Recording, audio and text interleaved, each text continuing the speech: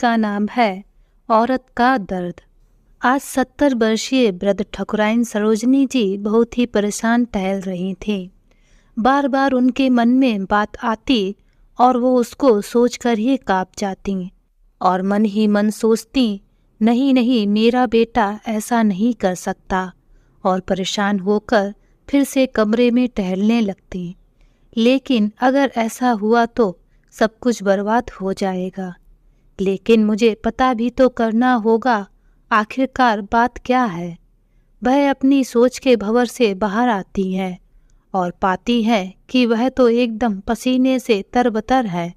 वह अपना पसीना पोंछती है और प्यास के कारण उनका गला भी सूख रहा था, तो वह रसोई घर में पानी पीने जाती है।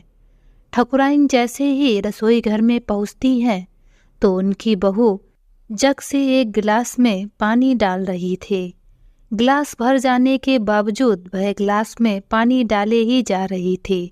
पानी गिलास से बाहर निकलता जा रहा था, लेकिन वह किसी गहरी सोच में डूबी हुई थी। सरोजनी जी अपनी बहू राधिका को बोलती हैं, राधिका बेटा, राधिका बेटा। ठकुराइन सरोजनी जी की आवाज़ सुनकर राधिका एकदम चौंक जाती है और ठकुराइन सरोजनी जी बोलती है, बेटा तुम्हारा ध्यान कहाँ है? सारा पानी फर्श पर फैल गया है। अरे माँ जी, मैंने ध्यान नहीं दिया, और घबरा कर बोलती है, माँ जी अभी साफ करती हूँ, और जल्दी जल्दी पोछा लेने जाने लगती है। अरे राधिका बेटा, तुम रहने दो, रामू साफ कर देगा। अब तो राधिका को ऐसे परेशान देखकर ठकुराइन सरोजनी जी को पक्का यकीन हो जाता है कि कुछ ना कुछ बात है जो उनकी बहू इतनी परेशान है। उन्होंने कई बार राधिका से इस बारे में पूछा भी कि राधिका बेटा, क्या कोई बात है जो तुम इतना परेशान रहती हो? तो हर बार राधिका कुछ ना कुछ बहाना बना देती। ठकुराइन सरोजनी जी रामू को आवाज़ लगाती हैं और बोलती हैं, फर्श के पानी को साफ कर दो। रामू उनके यहाँ का नौकर था।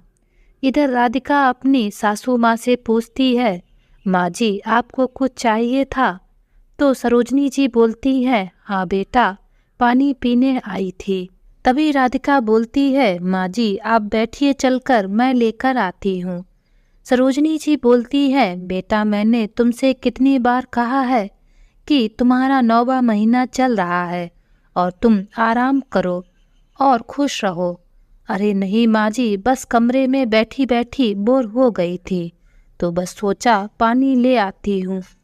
ठकुराइन सरोजनी जी 1-2 महीने से अपनी बहू को उदास देख रही थीं। जो बहू दिन भर चहकती रहती थी, आज वह बिल्कुल शांत और चुपचाप रहने लगी थी।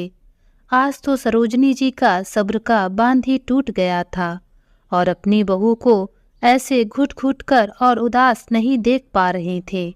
उन्होंने रामू से कहा, रामू मेरे लिए 1 कप चाय और बहू के लिए 1 गिलास जूस निकाल कर मेरे कमरे में रख आओ। और राधिका का हाथ पकड़कर उसे अपने कमरे में ले जाती हैं। राधिका अपनी सासू माँ से बोलती भी है, माँ जी क्या बात है, आप परेशान क्यों है और मुझे इस तरह कहाँ ले जा रही हो? ठकुराइन सरोजनी जी अपनी बहू को अपने कमरे में ले जाकर अपने बेड पर बैठा देती हैं और खुद भी पास रखी कुर्सी पर बैठ जाती हैं और अपनी बहू राधिका के सर पर बड़े प्यार से हाथ फेरते हुए बोलती हैं, बेटा मैं तुम्हें 1-2 महीने से परेशान और उदास देख रही हूँ। तुम्हारा 9वां महीना चल रहा है और इन दिनों तुम्हें खुश रहना चाहिए, ना कि यूँ खोए खोए और उदास। तभी रामू चाय और जूस लेकर आता है तो सरोजनी जी रामू से बोलती हैं, रामू जाते समय मेरा दरवाज़ा बंद कर देना। फिर ठकुराइन सरोजनी जी अपनी बहू राधिका से बोलती हैं, बेटा मैं तुम्हारी माँ जैसी हूँ, मगर बेटा इस तरह उदास मत रहा करो। क्या तुमको हमारी किसी बात का बुरा लगा है? तब बहू राधिका ने घबराते हुए कहा, नहीं नहीं माँ जी, आप तो मेरा ख्याल एकदम अपनी बेटी की तरह रखती है।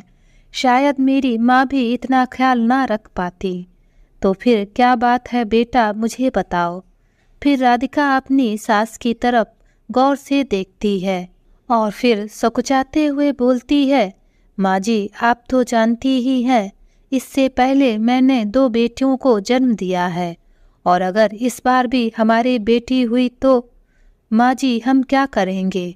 और डॉक्टर ने भी हमसे साफ साफ बोल दिया है कि अब मैं इसके बाद कभी भी माँ नहीं बन पाऊंगी। बस यही चिंता हमें दिन रात अंदर अंदर खाए जा रही है। अगर इस घर को मैं वारिस ना दे पाई तो ठाकुर रुद्र प्रताप जी इस घर के वारिस के लिए दूसरी शादी कर लेंगे। माँ जी अगर उन्होंने दूसरी शादी कर ली तो हम क्या करेंगे, हमारा पूरा जीवन अंधकार में ही डूब जाएगा। माँ जी अगर मैं इस खानदान को वारिस नहीं दे पाई तो रुद्र प्रताप जी दूसरा विवाह जरूर कर लेंगे। तब मैं कहाँ जाऊंगी माँ जी, और बिना वारिस के इतनी जमीन जायदाद भी कौन संभालेगा। और इतना बोलकर राधिका अपनी सास ठकुराइन सरोजनी जी की गोद में सर रखकर रोने लगती है। माँ जी मुझे बहुत डर लग रहा है, कुछ भी समझ में नहीं आ रहा है कि क्या करूं। अपनी बहू की बात सुनकर ठकुराइन सरोजनी जी भी सोच में डूब जाती हैं। वह भी उसकी बात से कांप जाती है। फिर राधिका की रोने की आवाज़ सुनकर वह अपनी सोच की भंवर से बाहर आती है। माँ जी आप ही बताइए मैं क्या करूं। तब ठकुराइन सरोजनी जी बोलती है, बेटा तुम्हें हमने अपनी बेटी माना है, क्या मेरे व्यवहार से तुम्हें ऐसा लगा? नहीं माँ जी, लेकिन बात यहाँ पर आपके बेटे की है। तो सरोजनी जी बोलती है, तो क्या ठाकुर रुद्र प्रताप ने तुमको ऐसा बोला है? क्या तुमसे कभी बेटे के बारे में बात की है कि उसको बेटा ही चाहिए? और दूसरी शादी के बारे में भी तुमसे बोला है क्या? राधिका उदास मन से अपनी सासू माँ की तरफ देखने लगी। उसकी उदासी को देखकर ठकुराइन सरोजनी जी अपनी बहू का दर्द समझ जाती हैं। उन्हें समझ में आ जाता है कि ठाकुरों का खून है तो रंग तो दिखाएगा, लेकिन ना चाहते हुए भी उन्हें अपने संस्कारों पर भी भरोसा था कि उनका बेटा कुछ भी ऐसा नहीं करेगा। लेकिन वह अपनी बहू की चुप्पी को भी समझ रही थी। बेटा मैं हूँ तुम्हारे साथ, तुम बिल्कुल भी चिंता मत करो। लेकिन माँ जी इनको कौन समझाएगा। और वह फूट फूट कर रोने लगती है। नहीं बेटा तुम्हें इस समय रोना नहीं है, तुम्हें तो हिम्मत के साथ डटकर इस परिस्थिति का सामना करना है। लेकिन माँ जी मुझे बहुत डर लग रहा है। आज तो राधिका रोए ही जा रही थी। ऐसा लग रहा था ना जाने उसने कब से इन आंसुओं को रोक रखा था। वह तो चुप होने का नाम ही नहीं ले रही थी। आज अपनी बहू को ऐसे रोते देखकर ठकुराइन सरोजनी जी भी व्याकुल हो उठती है और अपनी बहू से बोलती है, बेटा आज मैं तुम्हें एक कहानी सुनाती हूँ। शायद तुम्हारी समस्या का हल इसी कहानी में हो सकता है। बेटा आज से 30 साल पहले की बात है। ठाकुर उदय प्रताप जी सुल्तानपुरा के एक बहुत ही बड़े जमींदार थे, लंबे चौड़े हष्ट पुष्ट। ठाकुर उदय प्रताप जी सफ़ेद कुर्ता और सफ़ेद धोती पर से एक सदरी पहनते थे। वे किसी राजा से कम नहीं लगते थे। वे हमेशा हाथ में सोने की घड़ी पहनते और उनकी मूछें तो उनकी शान को 4 चांद ही लगा देती थे। ठाकुर उदय प्रताप जी जिधर से भी गुजरते सभी लोग उनको झुककर उनको सम्मान देते। वे हमेशा ही अनुशासन का पालन करते। वे जितने ही अनुशासित थे उतने ही सभ्य थे। गांव में अगर कोई भी समस्या होती तो गांव वाले उस समस्या के हल के लिए हमेशा ठाकुर उदय प्रताप जी के पास ही आते। वह हमेशा ही सच का साथ देते थे और सबका उचित मार्गदर्शन करते। उनके न्याय की चर्चा दूर दूर के गांव में तक होती थी। लेकिन ठाकुर उदय प्रताप जी को क्रोध भी बहुत आता था। गलत बात को वह सहन नहीं कर पाते थे। इसीलिए ठाकुर उदय प्रताप के गुस्से का शिकार कोई भी नहीं बनना चाहता था। वह जो भी बोलते थे वह सब करके दिखाते थे। धन वैभव ख्याति सब कुछ था उनके पास। उनके पास उनकी पत्नी भी रूपवान और गुणवान थी। किसी चीज की भी कमी नहीं थी। बस कमी थी तो एक ही चीज की। 3 लड़कियों के बाद उन्हें अपने वंश वृद्धि की चिंता सताने लगी थी। अक्सर ठाकुर उदय प्रताप जी अपनी पत्नी को दूसरी शादी करने की धमकी दिया करते थे। वे अपनी पत्नी से रूखे स्वर में बात करते और उखड़े उखड़े भी रहते। ठकुराइन ठाकुर साहब के इस व्यवहार से बहुत ही दुखी रहती थीं। ठकुराइन भी यह बात अच्छे से समझती थी कि ऊंचे घराने की होने के कारण ही वह अपने पति की शिकायत किसी से भी नहीं कर पा रही थी और ना ही अपने पति से वे कभी झगड़ा करती। वह यह अच्छी तरह से समझती थी कि ठाकुर साहब ऐसा कर भी सकते हैं, परंतु ठकुराइन की सहनशीलता और अच्छाई की वजह से ऐसा कदम अभी तक वे नहीं उठा रहे हैं। धीरे धीरे उनकी बड़ी बेटी 10 साल की हो गई थी। ठकुराइन को भी अपनी बढ़ती उम्र की चिंता सताने लगी थी। ऐसा नहीं था कि ठकुराइन भी पुत्र नहीं चाहती थीं, उन्हें भी पुत्र मोह था। वह भी एक पुत्र को प्राप्त करना चाहती थीं। उन्हें भी लगता था कि पुत्र के बिना मोक्ष की प्राप्ति नहीं होती। वह दिन रात सोच में डूबी रहती, पूजा पाठ करती और ऋषि मुनियों की सेवा और सब मंदिरों में जाकर मन्नतें भी मांगती, व्रत भी करती। उनके घर में काम करने वाले नौकरों को भी मालकिन को दिन रात परेशान और पुत्र की प्राप्ति के लिए प्रयास करते हुए देखा करते थे। उनमें से एक बहुत ही वृद्ध 70 वर्षीय दाई माँ रामवती जी थीं, जिन्होंने ठाकुर उदय प्रताप जी को भी बचपन में पाल पोस कर बड़ा किया था। एक दिन ठकुराइन ने अपना दुख दाई माँ रामवती जी के सामने कह सुनाया, क्योंकि ठकुराइन के सब्र का बांध टूट चुका था। उन्होंने ठाकुर उदय प्रताप की दूसरी शादी की बात दाई माँ को बता दी। दाई माँ तो सुनकर दंग रह गई, लेकिन फिर वह सोचने लगे कि ठाकुरों का तो यही काम है, अगर लड़का ना मिले तो दूसरी शादी कर लेंगे। उनको क्या पता कि इस सब से एक औरत के दिल पर क्या बीतती है।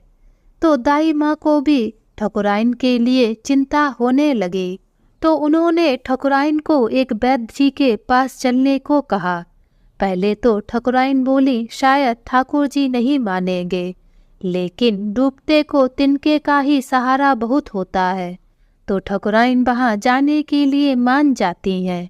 लेकिन दाई माँ ने बताया था कि वहाँ जाने में लगभग 3 दिन का समय लगेगा, तो ठाकुर जी को बिना बताए जाने का तो सवाल ही नहीं था। ठकुराइन ने जैसे तैसे हिम्मत करके रात के खाने के बाद ठाकुर उदय प्रताप जी से दाई माँ जी द्वारा बताए गए वैद्य के पास जाने की इच्छा बताई।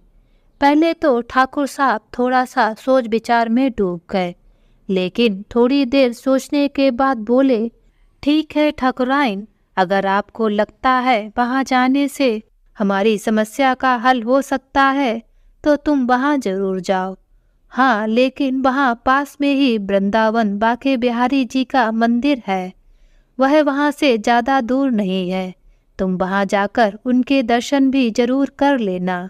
और फिर ठाकुर उदय प्रताप जी आगे बोलते हैं, आज ही मैं आपके जाने की व्यवस्था करवा देता हूँ, लेकिन जाने से पहले माँ जी से जरूर अनुमति ले लेना। लेकिन माँ जी से आज्ञा लेना कठिन काम था, क्योंकि ठाकुर जी की माँ तो थोड़ा कड़क स्वभाव की थी। उनके बोलने का लहजा बहुत ही ज़्यादा कठोर था और वे सीधे मुंह किसी से भी बात नहीं करती थीं। तो ठकुराइन ने ठाकुर जी की सारी बात दाई माँ को बताई। दाई माँ ने ठकुराइन को आश्वासन दिया कि वह बड़ी ठकुराइन से बात कर लेंगी, आप चिंता मत करो। अब दाई माँ बड़ी ठकुराइन के कमरे में जाती हैं और बोलती हैं, जान की सलामती हो तो आपसे एक आज्ञा लेनी थी मालकिन। बड़ी ठकुराइन अपनी रौबदार आवाज में बोलती है, क्या बात है रामवती, सब ठीक है ना? तब दाई माँ आगे बोलती हैं, वृंदावन के पास एक बहुत बड़े वैद्य हैं, उनके पास जो भी जाता है वह कभी भी खाली हाथ नहीं लौटता। तब बड़ी ठकुराइन हैरान होकर पूछती है, रामवती तुम बोलना क्या चाहती हो? स्पष्ट शब्दों में बोलो। तो दाई माँ ने हिम्मत करके कहा, मेरी बड़ी इच्छा है कि छोटी ठकुराइन को एक बार उन वैद्य जी के पास दिखा दिया जाए। बाके बिहारी चाहेंगे तो छोटी ठकुराइन के 1 वर्ष में लल्ला हो जाएगा और इस घर के आंगन में इस घर का कुलदीपक खेलेगा। और ऐसा बोलकर दाई माँ भी शांत हो जाती है। तब दाई माँ से बड़ी ठकुराइन ने पूछा, मेरे बेटे उदय प्रताप ने इस संबंध में क्या बोला है? तो दाई माँ ने उत्तर दिया, उन्होंने तो आज्ञा दे दी है, पर उन्होंने आपसे भी आज्ञा लेने को कहा है। छोटी ठकुराइन जी सुकचा रही थीं, इसीलिए मैं आपसे आज्ञा लेने आई हूँ। तब बड़ी ठकुराइन बोलती है, रामवती, तुमने इस घर की 3 पुश्तों से सेवा की है। तुमने हमेशा हमारे घर का भला ही सोचा है और तुम्हारी ईमानदारी पर हमें जरा भी संदेह नहीं है। छोटी ठकुराइन के लिए तुमने कुछ अच्छा ही सोचा होगा।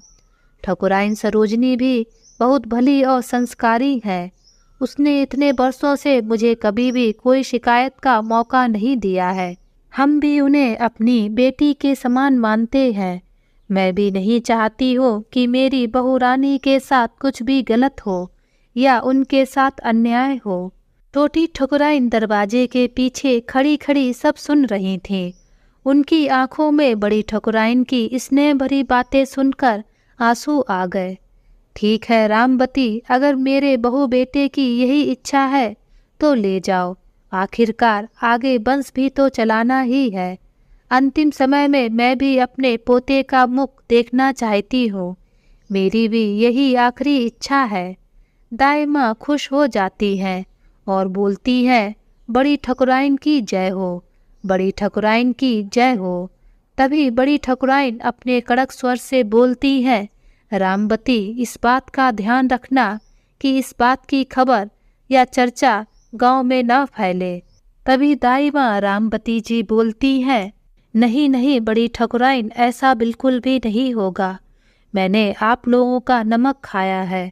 नमक हरामी हमारे खून में नहीं है। बड़ी ठकुराइन। तब बड़ी ठकुराइन ने कहा, ठीक है, और दाई माँ कमरे से बाहर चली जाती हैं और छोटी ठकुराइन से खुश होकर बोलती हैं, चलो ठकुराइन, चलने की तैयारी करते हैं। तब छोटी ठकुराइन बोलती है, मैं आपका ये एहसान कभी नहीं भूलूंगी। तभी दाई माँ हंसकर बोलती है, एहसान एहसान काहे का, पोता हो जाएगा तो सोने की चैन लूंगी। तब छोटी ठकुराइन हंसकर बोलती है, चैन का दाई माँ, मैं आपको सोने का हार दूंगी। मेरी इच्छा तो पूरी हो जाए, इस घर का कुलदीपक आ जाए। अगले दिन सुबह ही सुबह दाई माँ और छोटी ठकुराइन को निकलना था, लेकिन उस रात छोटी ठकुराइन को नींद ही नहीं आई। वे रात भर करवटें बदलती रहीं। उन्होंने देखा ठाकुर साहब को भी नींद नहीं आ रही है, वे भी करवटें बदल रहे हैं। सुबह के 4 बजे छोटी ठकुराइन दाई माँ के साथ निकलने को होती है। गाड़ी आ गई थी। दाई माँ ने इशारा किया चलने के लिए।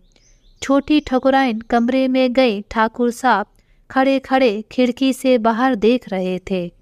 छोटी ठकुराइन ठाकुर साहब के पैर छूकर आशीर्वाद दीजिए बोलती हैं।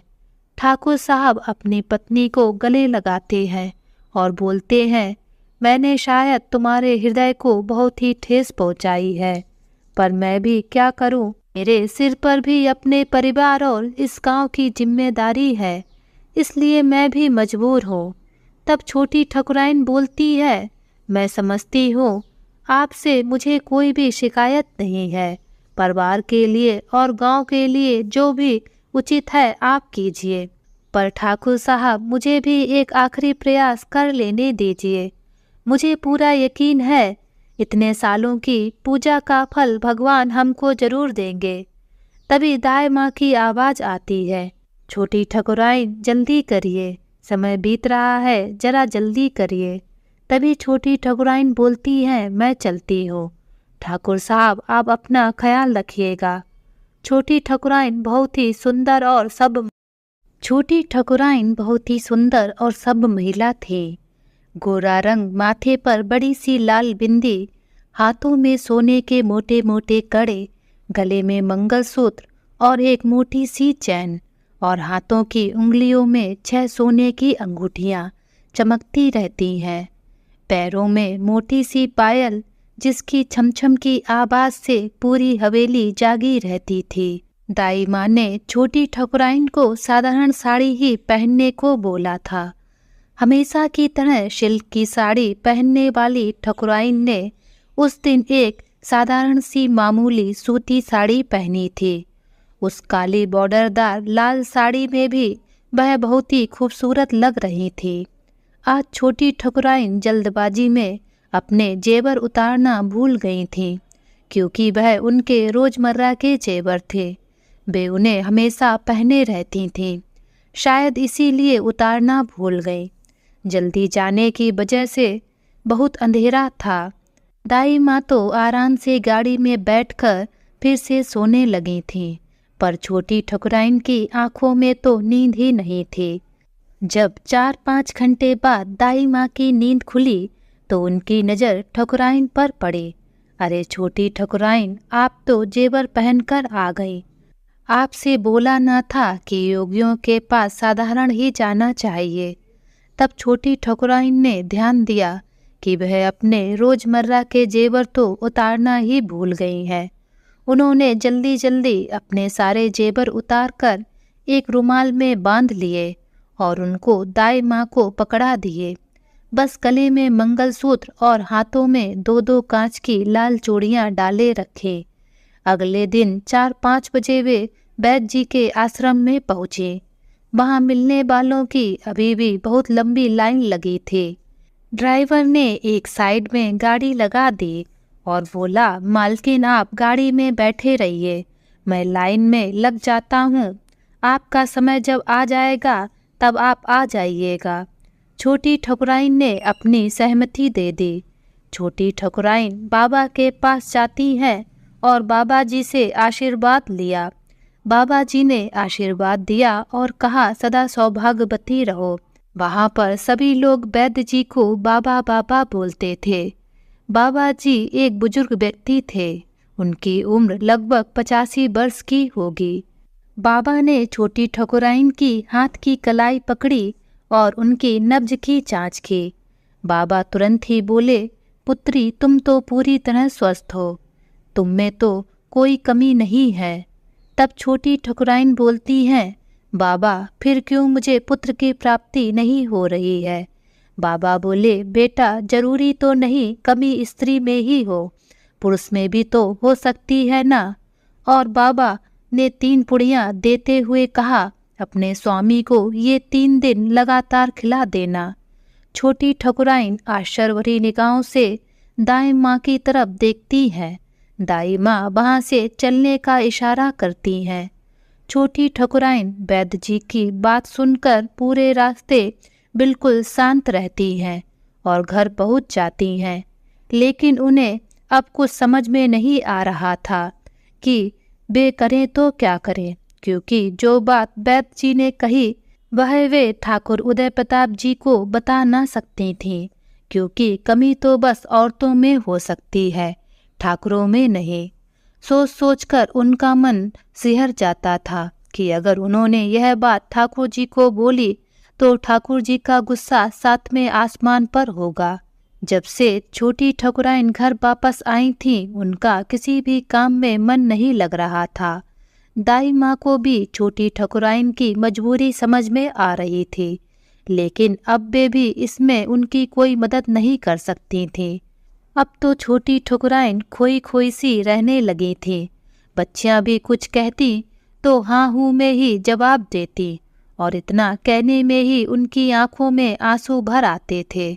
उनको अब आखिरी उम्मीद भी खत्म होती नजर आ रही थी। छोटी ठकुराइन रात में अपनी 3 बच्चियों को प्यार से सुला रही थी। बार बार उनके बालों को सहलाती, कभी उनके गालों पर प्यार से हाथ फेरती। उन्हें अब रह रहकर डर सता रहा था कि ठाकुर उदय प्रताप जी अब दूसरी शादी कर लेंगे। बेटे की चाह में अब उनके पास कोई भी रास्ता नहीं है उन्हें रोकने का, क्योंकि छोटी ठकुराइन ने एक आखिरी मौका मांगा था। उन्हें अपनी बिल्कुल भी चिंता नहीं थी, लेकिन वह ये सोच सोच कर काँप जाती कि जब सौतेली माँ के आने के बाद उनके बच्चों का क्या होगा। यह सोच सोच कर ही वह अंदर तक काँप कर हिल जाती। बच्चे सो गए थे, तभी उन्होंने कमरे में ठाकुर जी के आने की आहट सुनी। वह समझ गई ठाकुर जी आ गए हैं। तभी वह धीरे से उठी और ठाकुर जी के बेड की तरफ बढ़ी। उन्होंने देखा कि ठाकुर जी बिस्तर पर लेटे हैं। छोटी ठकुराइन को देखकर ठाकुर उदय प्रताप बोले, आज मैं बहुत थक गया हूँ, जरा भी समय नहीं मिला आराम करने का। छोटी ठकुराइन बिना कुछ बोले उनके पैर दबाने लगी। थोड़ी देर बाद ठाकुर जी बोले, ठकुराइन कहाँ खोई हुई हो? ठकुराइन बोलती हैं, कहीं नहीं ठाकुर जी, आप बोलिए, मैं सुन रही हूँ। ठाकुर जी पूछने लगे, आज 5 दिन हो गए आपको वैद्य जी के पास गए हुए, आपने तो कुछ बताया ही नहीं कि वहाँ क्या हुआ। छोटी ठकुराइन जी सकुचाते हुए बोली, कुछ खास नहीं। वैद्य जी बोले, सब कुछ ठीक है। फिर ठाकुर जी ने पूछा, कुछ दवा वगैरह नहीं दी आपको? इस पर छोटी ठकुराइन बोलती हैं, नहीं दे। ठाकुर जी ने फिर से उत्सुक होकर पूछा, अच्छा कोई भी दवा नहीं दी? चलो छोड़ो, ये बताओ बाके बिहारी जी के मंदिर दर्शन करने गई थी? हाँ हाँ, बाके बिहारी जी के दर्शन करने गई थी। ठाकुर जी ने कहा, तो आपने हमें प्रसाद भी नहीं दिया, प्रसाद लाई थी क्या? ठाकुर जी की यह बात सुनकर छोटी ठकुराइन थोड़ा खुश होकर बोलती है, जी लाई हूँ। छोटी ठकुराइन की आंखों में एकदम चमक आ गई और कुछ सोच समझकर बोली, लेकिन प्रसाद में भभूत मिला है। तब ठाकुर उदय प्रताप जी बोले, ओह भभूत, अरे वह तो खाते ही मुझे खांसी आ जाती है। तभी तो ठाकुर जी आपको नहीं दिया प्रसाद, और उस प्रसाद को 3 दिन लगातार खाना है। क्या 3 दिन तक खाना है? ठाकुर जी आश्चर्य से पूछते हैं। हाँ, वहाँ के पंडित जी ने कहा था 3 दिन तक लगातार खाने से भगवान तुम्हारी और तुम्हारे पति की सारी मनोकामना पूरी करेंगे। फिर ठाकुर जी कुछ सोचकर बोलते हैं, अच्छा तो आप एक काम करना, कल मुझे दही चीनी के साथ मिलाकर दे दीजिएगा। बाके बिहारी जी का प्रसाद है, हम भगवान का अपमान नहीं कर सकते। तभी छोटी ठकुराइन खुशी मन से मन ही मन बाके बिहारी जी का धन्यवाद करती हैं और चैन से सो जाती हैं। अगले 3 दिन लगातार छोटी ठकुराइन दही शक्कर में मिलाकर दवा ठाकुर जी को दे देती हैं और ठाकुर जी उसको खा जाते हैं। इस तरह छोटी ठकुराइन को झूठ भी नहीं बोलना पड़ा और उनका काम भी हो गया। 15-20 दिन बाद बड़े ठाकुर भानु प्रताप जी, जो ठाकुर उदय प्रताप जी के पिता हैं, ने छोटी ठकुराइन से कहा, बहू रानी, आज कुछ मेहमान आ रहे हैं, जरा अच्छा सा खाने का प्रबंध करवा दीजिएगा। छोटी ठकुराइन ने सर झुकाकर कहा, जी पिताजी। बड़े ठाकुर साहब बोले, आज कुछ लोग उदय प्रताप को देखने आ रहे हैं। यह सुनते ही छोटी ठकुराइन के पैरों तले जमीन खिसक गई। भारी मन से छोटी ठकुराइन रसोई की तरफ जाती हैं। उन्होंने सारे खाने की व्यवस्था बहुत अच्छे से की। अब तक छोटी ठकुराइन ने भी अपने मन को समझा बुझाकर अपने मन को पत्थर का कर लिया था। ठाकुर उदय प्रताप जी की खुशी के लिए उन्हें सब कुछ मंजूर था। वह भी समझती थी वंश बढ़ाना कितना जरूरी है, क्योंकि उनकी बेटियां तो एक दिन अपने अपने घर शादी करके चली जाएंगी। छोटी ठकुराइन मेहमानों के आने से पहले ही अपने बच्चों को साथ लेकर अपने कमरे में चली गईं, ताकि कोई भी मेहमानों के सामने न जाए। छोटी ठकुराइन के कानों में बाहर से हंसने बोलने की आवाज़ें आ रही थी। कोई बोलता, मेरी बेटी तो यहाँ राज करेगी राज, इतना बड़ा घर खानदान है। छोटी ठकुराइन जब यह सब बातें सुन रही थी तो उनकी आंखों में आंसू निकलते जा रहे थे। उनकी बड़ी बेटी उनको इस तरह रोता देखकर बोली, माँ आप रो क्यों रही हो? कुछ नहीं बेटा, बस मेरी आंखों में थोड़ा तिनका चला गया था, इसीलिए आंखों से आंसू निकल रहे हैं। माँ को ऐसा रोता देख उनकी तीनों बेटियां परेशान सी हो गईं। उन्होंने छोटी ठकुराइन का सर अपने गोद में रख लिया। बीच वाली बेटी माँ के पैर दबाने लगी। सबसे छोटी बेटी माँ के पास चिपक कर सो गई। छोटी ठकुराइन को भी नींद आ गई। पता नहीं चला कब उनकी आंखें लग गईं। जब आंख खुली तो सुबह हो चुकी थी, तो वे घबरा गईं कि उठने में कितनी देर हो गई। उनकी तीनों बेटियां भी उनके पास सो रही थीं। बीच वाली बेटी तो पैर दबाते हुए उनके पैरों के पास ही सो गई थी। छोटी ठकुराइन जल्दी से उठी और नहा धोकर सारा काम किया, लेकिन वे अपने पति के सामने नहीं गईं, क्योंकि उनकी सारी खुशियां एक ही पल में चूर चूर हो चुकी थीं। छोटी ठकुराइन सुबह का नाश्ता, दोपहर का खाना और यहाँ तक रात का खाना भी भिजवा दिया करती थीं ठाकुर जी को। जबकि जब से वे शादी करके आई थीं, उन्होंने साथ बैठकर ही हमेशा खाना खाया था। ठाकुर उदय प्रताप जी ने भी खाना खा लिया, लेकिन एक बार भी पत्नी के बारे में नहीं पूछा। रात में भी छोटी ठकुराइन अपनी बच्चियों के पास ही सो जाती। ऐसा करते करते 3-4 दिन बीत गए, लेकिन ठाकुर जी छोटी ठकुराइन का आमना सामना नहीं हुआ। रसोई में काम करने वाली लड़की चमेली ने बताया, ठाकुर साहब की शादी पक्की हो गई है। लड़की की उम्र 20 साल है और बहुत ही सुंदर भी है। चमेली की बात सुनकर छोटी ठकुराइन को एक जोर का धक्का लगता है। सब्जी काटते हुए उनकी हाथ की उंगली चाकू से कट जाती है और खून बहने लगता है। यह सब देखकर चमेली बोलती है, मालकिन आप छोड़ दीजिए, मैं सब देख लूँगी, क्योंकि वह भी तो एक स्त्री थी और छोटी ठकुराइन की पीड़ा को भली प्रकार समझ सकती थी। वह जानती थी कि आज उनके दिल पर क्या बीत रही होगी। छोटी ठकुराइन जैसे ही अपने कमरे में जाती हैं, तो अपने कमरे के एक कोने कोने को देखती हैं, तो उन कोनों को देखकर उन्हें रोना आ जाता है, क्योंकि जो कमरा आज तक उनका है वह कुछ दिनों बाद किसी और का होने वाला है। तभी उनकी नज़र ठाकुर जी के कुर्ते पर पड़ती है, जो शायद ठाकुर जी ने नहाने से पहले पहना था। छोटी ठकुराइन ने उस कुर्ते को अपने सीने से लगा लिया। छोटी ठकुराइन अपने पति से बहुत प्रेम करती थीं। वह उनसे अलग होने के ख्याल से भी कांप जाती थी। ठाकुर जी के कुर्ते को हाथ में लेकर ही उनके सब्र का बांध टूट जाता है और वह फूट फूट कर रोने लगती हैं। रोते रोते बोलने लगी, जब से शादी करके आई थी उसने अपने परिवार की खुशियों के लिए क्या क्या त्याग किया। सब कुछ आज वह उस कुर्ते को पकड़कर कहे जा रही थी।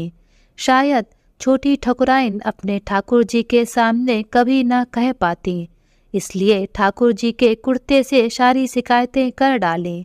आपसे मुझे कितना प्रेम है ठाकुर जी, आप कभी समझ ही नहीं पाए, इसीलिए मैं अपनी सौतन का भी विरोध नहीं कर पा रही हूँ। आपकी खुशी के लिए मैंने सब कुछ सह लिया, लेकिन आप मुझसे भी तनिक भी प्रेम नहीं करते हैं। आपने मेरे बारे में जरा सा भी नहीं सोचा। किसने कहा कि मैं आपसे प्रेम नहीं करता हूँ ठकुराइन? पीछे खड़े ठाकुर जी बोलते हैं। ठाकुर उदय प्रताप जी की आवाज़ सुनकर छोटी ठकुराइन हड़बड़ाकर पीछे मुड़कर देखती हैं। अरे आप कब आए ठाकुर जी? ठाकुर जी बोलते हैं, बस थोड़ी देर पहले, जब आप मेरे कुर्ते से लिपटकर शिकायतें कर रही थीं, जो आपने मुझसे कभी नहीं की थी। ठाकुर जी आगे बोलते हैं, ठकुराइन मुझसे ज़्यादा भाग्यशाली तो मेरा कुर्ता है, जिससे आप इतना प्रेम करती हैं। इससे शिकायतें करती हैं और झगड़ा भी करती हैं। मुझे तो कभी आपने इस काबिल ही नहीं समझा। मुझे कभी भी यह अवसर नहीं मिला कि मैं ये आपका रूप देख सकूं। छोटी ठकुराइन के गाल शर्म से लाल हो गए। बड़ी बड़ी आँखों में आंसू और आंखें सूजी हुई थीं।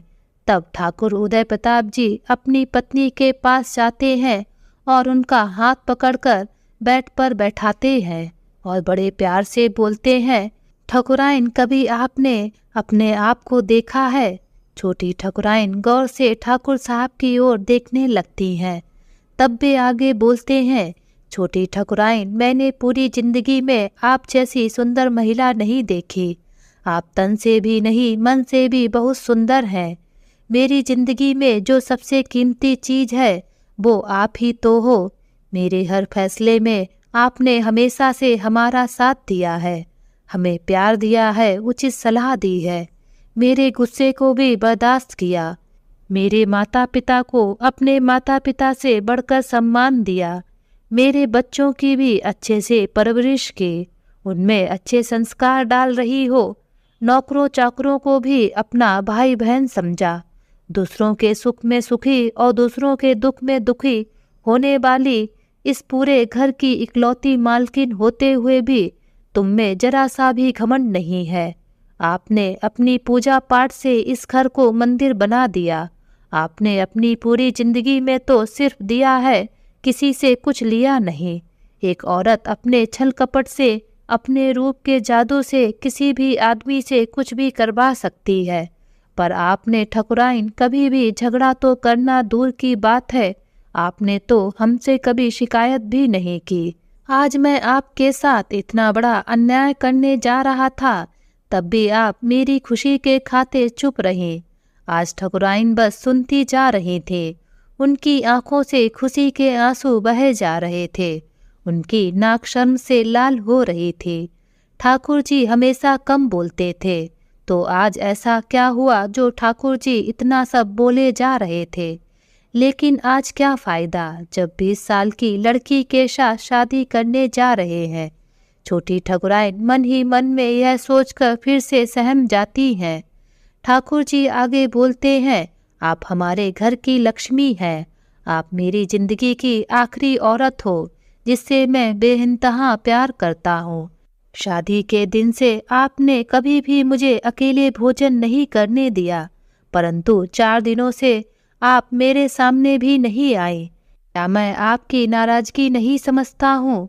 लेकिन सच तो यह है, मैं भी आपसे नजरें नहीं मिला पा रहा था। पिताजी का और घर के बड़े रिश्तेदारों का बहुत दबाव था। मैंने कभी भी पिताजी की आज्ञा की अवहेलना नहीं की, परंतु यह मुझसे नहीं होगा।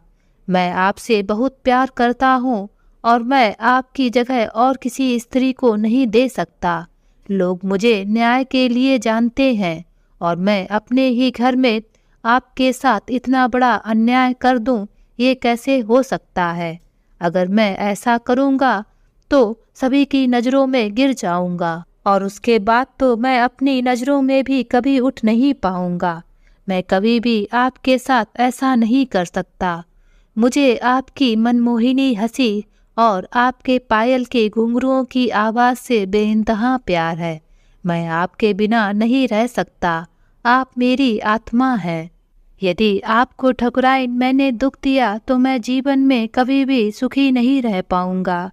फिर ठाकुर जी ने छोटी ठकुराइन के हाथों को हाथ में लिया और बोले, मुझे ऐसे किसी भी बेटे की आवश्यकता नहीं है जो हम दोनों के प्रेम को खत्म कर दे। ठाकुर जी के मुंह से जब ठकुराइन ने ऐसी बातें सुनी तो वह उनको आश्चर्यचकित होकर देखने लगी। फिर ठाकुर जी बोलते हैं, हाँ ठकुराइन, मैंने पिताजी से बात कर ली है और शादी के लिए मना भी कर दिया है। मैं आपसे प्रेम करता हूँ। मैं इस प्रेम को आपके सिवा और किसी से भी नहीं बांट सकता। छोटी ठकुराइन खुशी से अपने पति के गले लग जाती हैं। अभी भी उनकी आंखों से आंसू बहे जा रहे थे। फिर दोनों लोग एक दूसरे से खुशी खुशी गले लग गए। आज ठाकुर जी ने अपना सारा प्यार अपनी पत्नी पर लुटा दिया। आज ठकुराइन को अपने कर्मों का और पूजा पाठ का फल मिल गया था, क्योंकि ठाकुर जी ने उनके प्रेम के खातिर अपने पुत्र मोह को त्याग दिया था। आज ठाकुर जी के अंदर का सारा बोझ हट गया था। वह एक ठाकुर होने के साथ साथ एक अच्छे इंसान भी थे जो अपनी पत्नी से बेइंतहा प्यार करते थे। आज बारिश भी बहुत जोर की हो रही थी। वह रात उन दोनों की जिंदगी की सबसे खूबसूरत रात बन गई थी। सुबह हुई तो फूलों और मिट्टी की सौंधी सौंधी खुशबू से सारा घर महक उठा था। छोटी ठाकुराइन ने नहा धोकर श्रृंगार किया और अपने भगवान के आगे अच्छे से प्रार्थना अर्चना की और उनका लाख लाख शुक्रिया भी अदा किया। घर का कोना कोना खुशहाल लग रहा था, सब कुछ सुहाना था। घर की लक्ष्मी जो खुश लग रही थी। घर में काम करने वाली चमेली को भी समझ में नहीं आ रहा था कि आज मालकिन इतना खुश क्यों है। उसने उत्सुकता से पूछ ही लिया, मालकिन आप आज कुछ अलग ही लग रही हैं, क्या बात है? छोटी ठकुराइन उससे हंसकर बोलती हैं, मुझे मत देख, तुम अपना काम करो। ऐसे ही दिन बीतने लगे। एक दिन अचानक छोटी ठकुराइन की तबीयत खराब हो गई और वह बेहोश होकर गिर गई। जब उठी तो उन्हें उल्टियां होने लगी थीं। पूरा घर उनकी इस हालत को देखकर परेशान हो गया। ठाकुर जी बाहर गए थे, उन्हें संदेशा भेजा गया। ठाकुर जी भी अपना काम अधूरा छोड़कर जल्दी जल्दी उल्टे पैर अपने घर लौट आए। साथ ही साथ वे अपने साथ डॉक्टर को भी बुलाकर ले आए। तभी छोटी ठकुराइन बोली, अरे आप चिंता क्यों कर रहे हैं, सब ठीक है। तब ठाकुर जी गुस्से से बोलते हैं, तुम्हारा यही हाल रहता है, तुम चुप रहो, तुम अपने तरफ बिल्कुल भी ध्यान नहीं देती हो। डॉक्टर तुमसे ज़्यादा जानते हैं, वे जो बोलेंगे वही होगा। डॉक्टर साहब भी हंसते हुए बोलते हैं, दवा नहीं मिठाइयाँ खिलाइए ठाकुर साहब, उन्हें नहीं हमें। और अब तो इनका बहुत ख्याल रखना पड़ेगा, लापरवाही बिल्कुल नहीं चलेगी। ठाकुर साहब डॉक्टर को दंग होकर देखते हैं तो डॉक्टर साहब बोलते हैं, अरे ठाकुर साहब आप फिर से पिता बनने वाले हैं। ठाकुर जी तो खुशी से उछल पड़े और नौकरों को पैसे देते हुए बोले, आज बाके बिहारी की फिर से कृपा हो गई। जाओ डॉक्टर साहब के लिए और सबके लिए मिठाइयाँ लेकर आओ। डॉक्टर साहब कुछ छेप कर बोले, अरे मैं तो मजाक कर रहा था। ठाकुर साहब हंसकर बोलते हैं, लेकिन डॉक्टर साहब मैं मजाक नहीं कर रहा हूँ।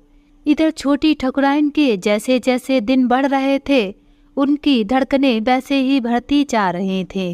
वह दिन रात अपने भगवान से प्रार्थना करती कि हे भगवान, इस बार हमें पुत्र रत्न की प्राप्ति ही करवाना। पूरे 9 महीने ठकुराइन का बहुत अच्छे से ख्याल रखा जाता है। तीनों बेटियां भी बहुत खुश थीं कि उनका भाई आने वाला है। अब वे भी अपने भाई को राखी बांधेंगे। वह अपने ठाकुर जी को वह खुशी देना चाहती थी जिसकी उनके जीवन में कमी थी और अपनी पत्नी के लिए उन्होंने इसका त्याग किया था। ठाकुर जी भी बहुत चिंतित थे। आखिरकार वह दिन भी आ गया जिस दिन पता चलना था ठाकुर जी के त्याग और ठकुराइन की अच्छाइयों का फल उन्हें मिलना था। रात को ठकुराइन को दर्द शुरू हुआ।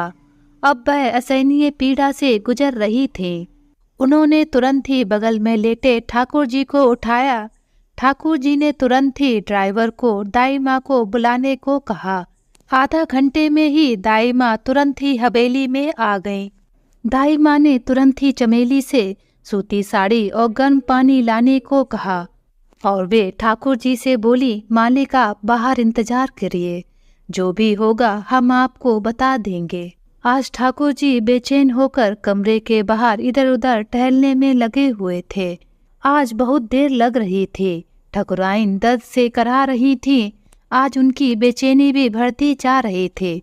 ठाकुर जी को समझ में नहीं आ रहा था कि करें तो क्या करें।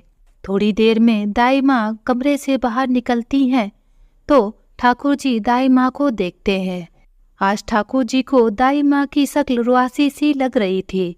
उन्होंने चिंतित भरे स्वर में पूछा, दाई माँ आप इतनी परेशान क्यों हैं?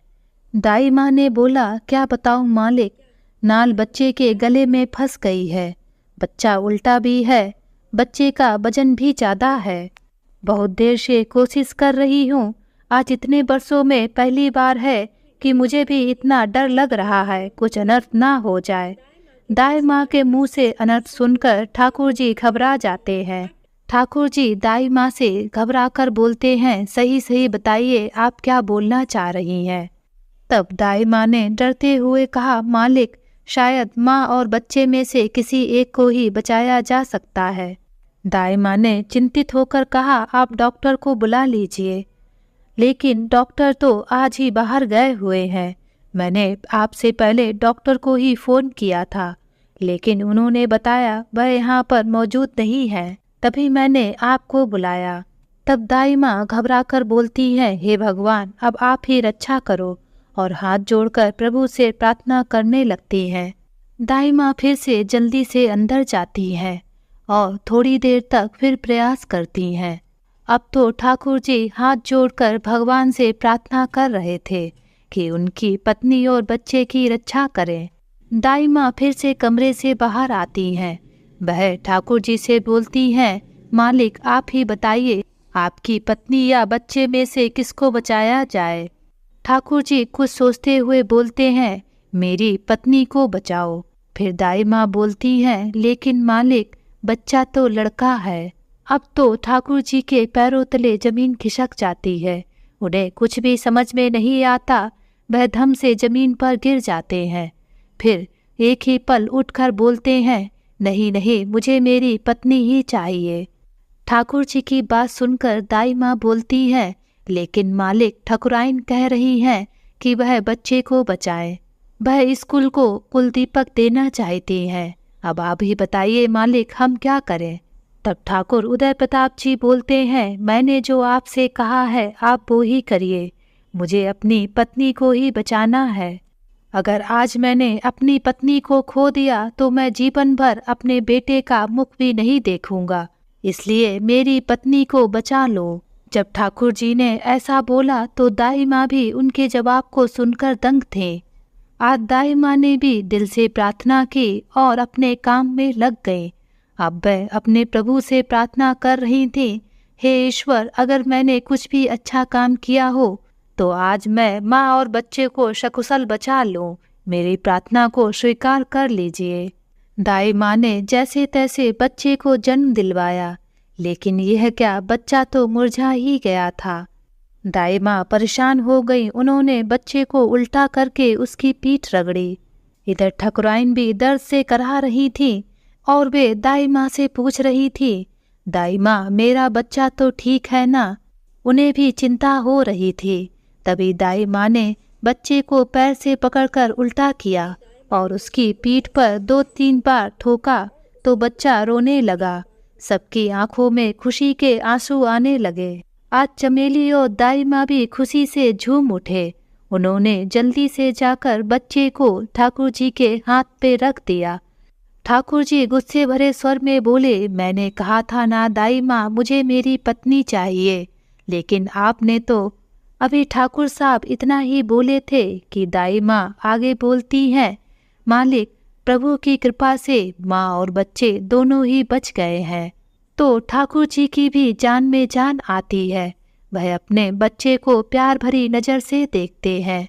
तभी बड़े ठाकुर साहब आए और बोले, क्या हुआ उदय बेटा, सब ठीक है ना। तब ठाकुर उदय प्रताप जी बोलते हैं, हाँ पिताजी, आपका पोता आया है। पोते की बात सुनकर ठाकुर भानु प्रताप और बड़ी ठकुराइन तो खुशी से झूम उठते हैं। उनकी बरसों की कामना आज पूरी जो हो गई थी। बड़ी ठकुराइन बोलती है, लेकिन हमारी बहू रानी तो ठीक है ना। हाँ हाँ माँ, बिल्कुल ठीक है। आज चारों तरफ हवेली में खुशियाँ ही खुशियाँ थी। आज ठाकुर उदय प्रताप जी को अपने त्याग का फल मिल गया था। इधर छोटी ठकुराइन को भी अपनी तपस्या और प्रेम का फल मिल गया था। आज पूरे परिवार में चारों तरफ खुशी ही खुशी थी। आज तीनों बहनें खुश थी कि वह अपने भाई को राखी बांधेंगी। आज बड़े ठाकुर और बड़ी ठकुराइन भी बहुत खुश थे कि उन्हें अपने पोते का मुख देखने को मिल गया। आज पूरी हवेली को दुल्हन की तरह सजाया गया। आज छोटी ठकुराइन के तो पैर जमीन पर ही नहीं पड़ रहे थे। कहानी सुनाने के बाद ठकुराइन सरोजनी जी बोलती हैं, पता है राधिका, वह छोटी ठकुराइन कौन थी। तब राधिका बोलती है, मुझे नहीं पता वह छोटी ठकुराइन कौन थी। तब ठकुराइन सरोजनी जी बोलती हैं, मैंने जो अभी छोटी ठकुराइन की कहानी सुनाई है वह छोटी ठकुराइन और कोई नहीं बल्कि मैं ही हूँ। राधिका उनकी बात सुनकर दंग रह जाती है और बोलती है, क्या सही में माँ जी आप ही थी वो छोटी ठकुराइन? हाँ बेटी, मैं ही थी वह छोटी ठकुराइन, ठकुराइन सरोजनी जी। लेकिन मुझे इतना प्यार करने वाले ठाकुर जी तो मुझे बीच में ही छोड़कर चले गए और मैं यूं ही अकेली रह गई। तभी अचानक दरवाजा खुलता है और दोनों लोग दरवाजे की ओर देखने लगती हैं। तो वे लोग देखते हैं कि सामने ठाकुर रुद्र प्रताप जी खड़े थे। ठाकुर रुद्र प्रताप दौड़कर अपने माँ के चरणों में गिर जाते हैं और बोलते हैं, माँ जी मुझे माफ कर दीजिए। तब ठकुराइन सरोजनी जी बोलती हैं, अरे बेटा तुम यहाँ कैसे और तुम क्यों माफी मांग रहे हो?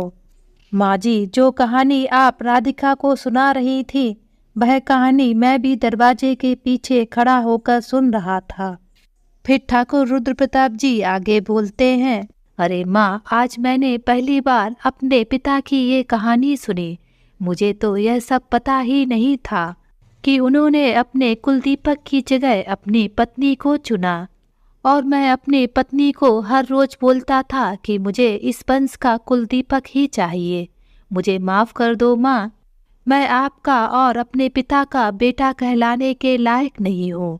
मेरी सोच कितनी गिरी हुई थी वह आज मुझे पता चला।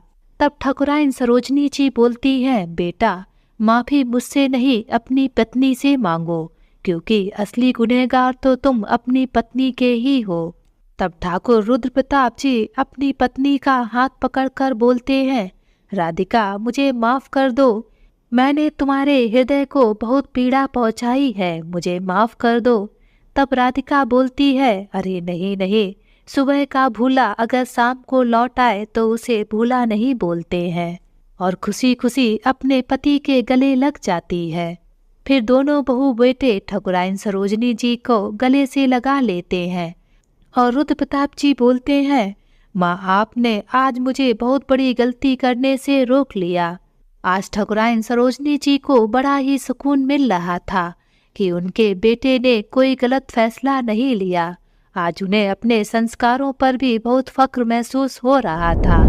तो दोस्तों, आज की ये कहानी आप सभी लोगों को कैसी लगी नीचे कमेंट बॉक्स में लिखकर हमें जरूर बताएं। अगर ये कहानी आप सभी लोगों को अच्छी लगे तो प्लीज़ इस वीडियो को लाइक और शेयर जरूर करें और मेरे चैनल को सब्सक्राइब करना ना भूलें। तो फिर मिलते हैं एक नई कहानी के साथ। बाय।